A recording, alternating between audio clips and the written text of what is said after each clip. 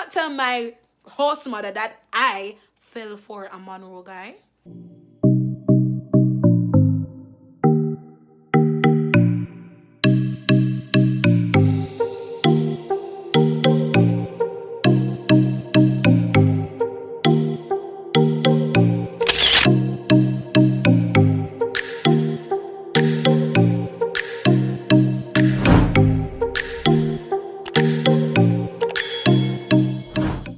Hey guys, welcome back to my channel. It's your girl Sereni here with another video. And if you have not yet done so, don't forget to like, share, comment, and subscribe so you can stay tuned in for future content like this and more.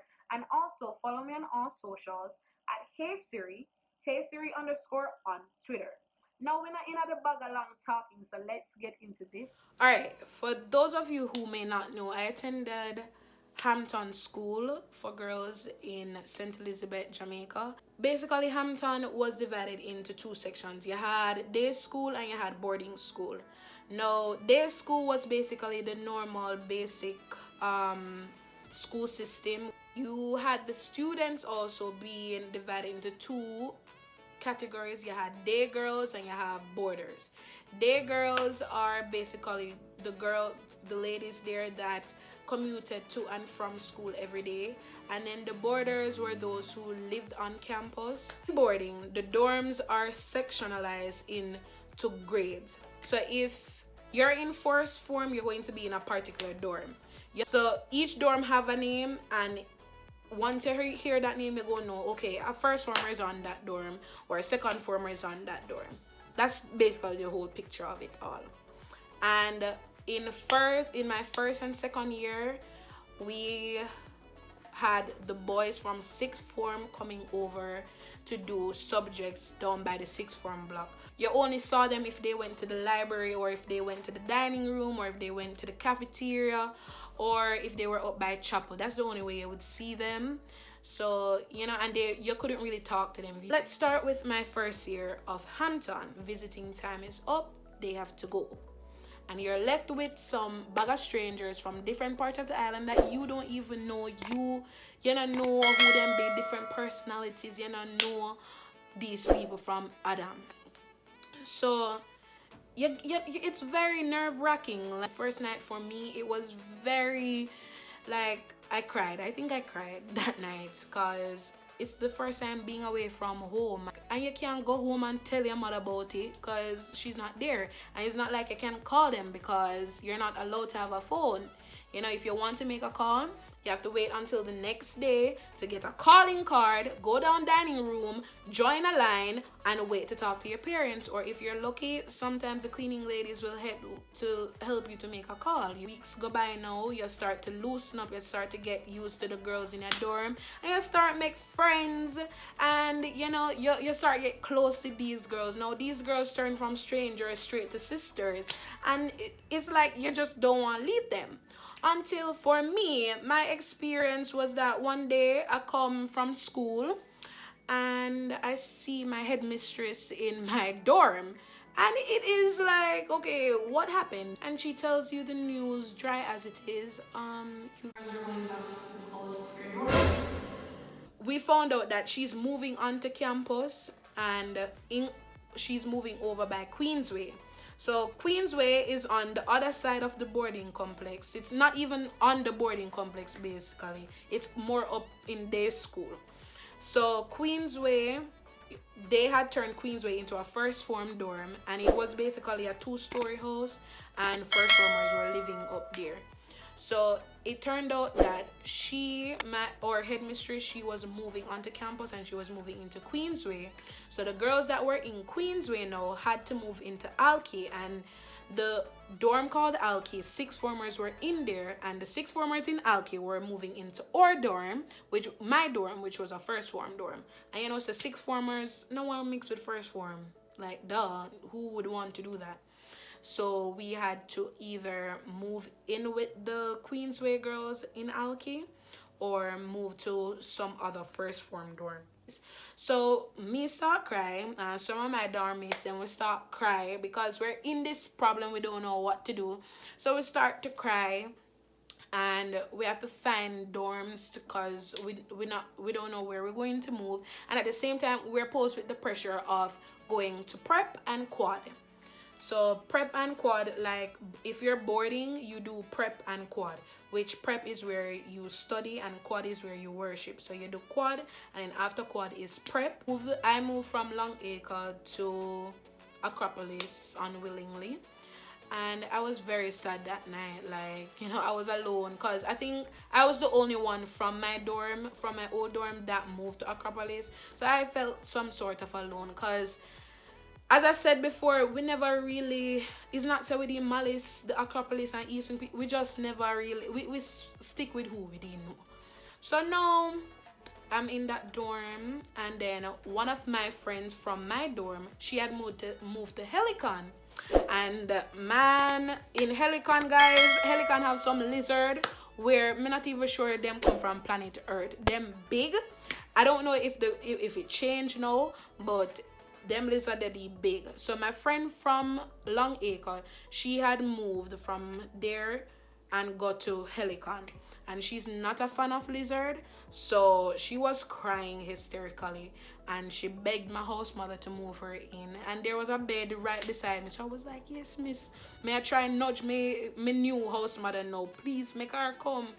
And you know, she was nice enough to let her come, and she look out for us. You know, the host mothers, that's what they're there for. They look out for you, some of them.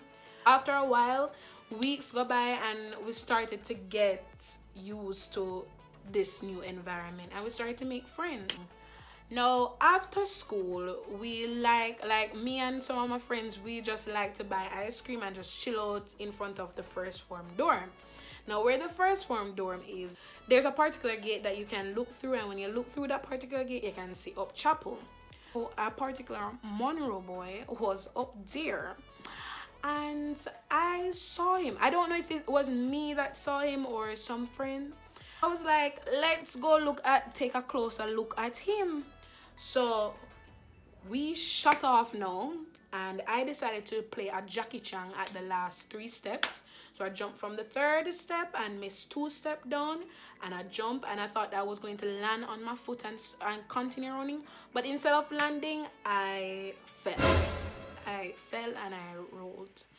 And like all of the first formers were out there, and some second formers, so everybody started laughing at me.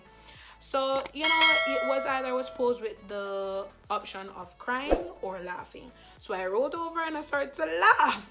And then my host mother now pulls in, and I'm here laughing on the floor, and the car is pulling in, and it stops right here. And she comes out and she was like, what happened? I cannot tell my host mother that I fell for a Monroe guy. I cannot tell her that. That is like a clown movement. A very clown movement. That was for my first yamhead move.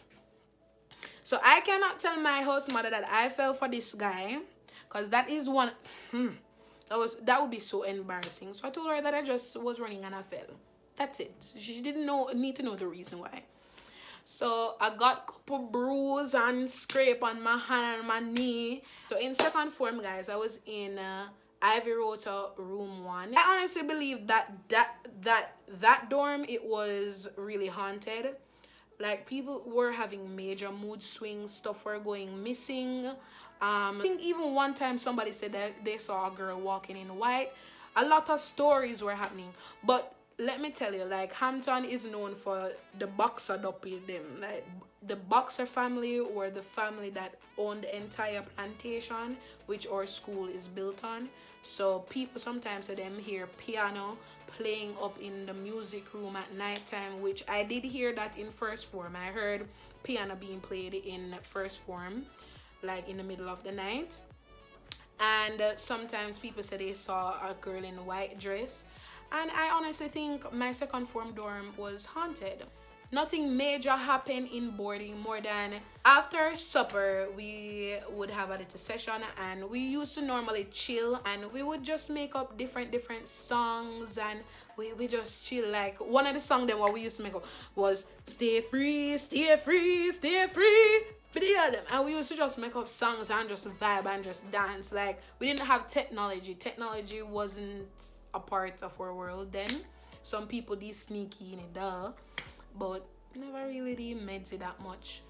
Now in this school, let me tell you of a little incident that happened with me that was very embarrassing. English class, and we got homework for the next day, and the homework was to write a short story. I'm going to be honest with you guys, I forgot to do it. It was just me and a couple friends. We got to computer room and we log on.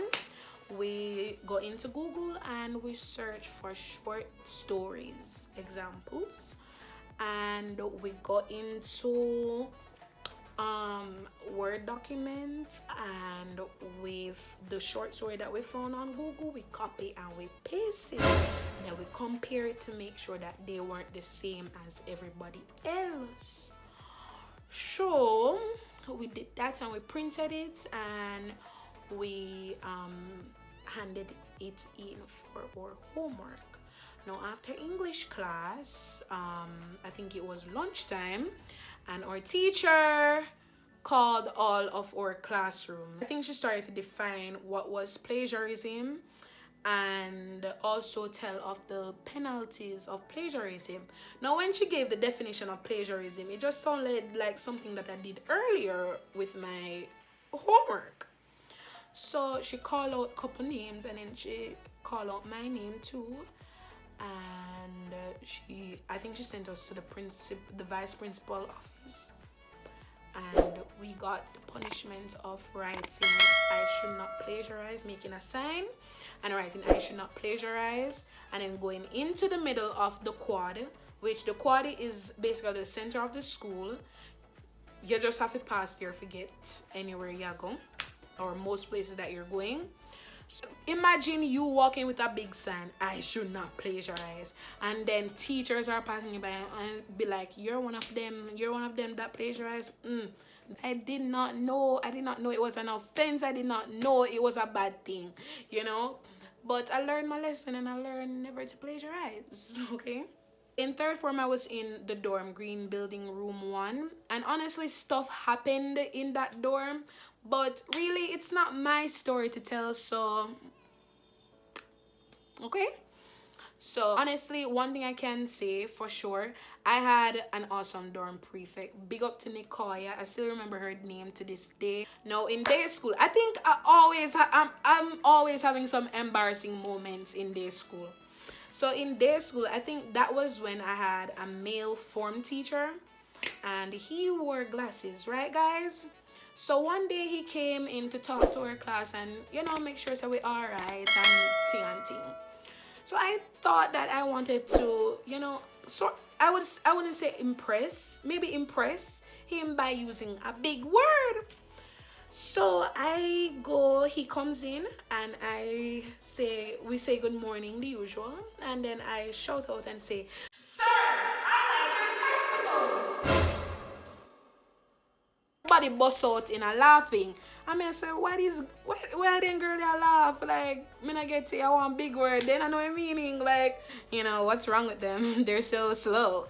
But really, it was me that was so slow, because I did not mean to say testicle, and then me realize what me say, because me repeat it a second time too, and then me realize what me say, and then me correct myself. I was so ashamed, because imagine you at an all-girls school saying that to a male teacher. That is very weird. In fourth form now I'm in the early senior part, and at this point you want to be on your P's and Q's, because authorities are now looking to find their sub-prefects, and you want to be chosen as a sub-prefect, because if you get chosen as a sub-prefect, you're going to get a little cubicle, and that means that you'll get your own little space. I made sure that I was on my P's and Q's, and I did the right thing, and I never fall off track. So I end up getting to be a sub-prefect, and I got to be a dorm prefect. Fifth form was a good year for me, because you went through a lot of stuff that really toughened you. in Pink Building, you had the entire fifth formers on one building, and if you weren't on that one building, you were a dorm prefect. So at this point, you're friends with almost everybody in fifth form, or even if you're not friends, you know most of the people in fifth form.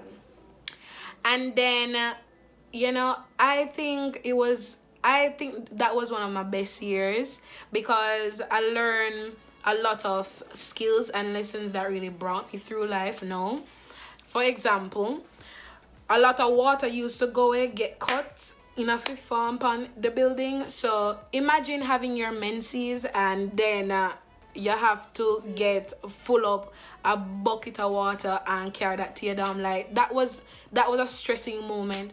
Or imagine like on weekends when your tuck run low, and then you have a group up with some of your dorm mates, and somebody have corn, somebody have corned beef, somebody have a little flour from doing the cooking classes or whatever. So you just have to make everything work. So what we used to do, I think I even have a clip of it, I'll probably insert it here for you guys.